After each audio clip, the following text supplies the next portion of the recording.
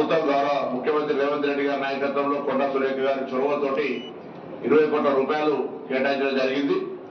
ఇప్పుడు కూడా ప్రిలిమినరీ గా 20 crores రూపాయలు ఇచ్చినా మరి మంత్రి గారు ఇంకా ఎందుకంటే పోయినసారి కొన్ని నూతన దేవాలయాలను ఇంక్లూడ్ చేసుకున్నాం కాబట్టి మనం కొంత ఇబ్బంది పరిస్థితి ఉండే. ఇప్పుడు మళ్ళీ కంపల్సరీ మనం మ్యాండేటరీగా 10% ఇంక్రీజ్ చేయాల్సినటువంటిది అది ఉంది కాబట్టి దేవాలయానికి ఇచ్చేటువంటి సంబంధించిన చెక్స్ కానీ ప్రిపరేషన్ కానీ డిస్ట్రిబ్యూషన్ బిఫోర్ బోనాలకు సంబంధించి ఎందుకంటే ఉత్సవాలు అయిన తర్వాత ఇంత లాభం లేదు కాబట్టి వాటికి సంబంధించిన ప్రిపరేషన్ రెవెన్యూ పరంగా కానీ ఎండోమెంట్ కోఆర్డినేషన్ తోటి ముందుగా కార్యక్రమాన్ని వెంటనే plan of action endowment and revenue ఇద్దరు కలిపి మిగతా వారి సహకారం తీసుకొని ఆ యొక్క కార్యక్రమం చేయాలని సందర్భంగా కోరుతా ఉన్నాం.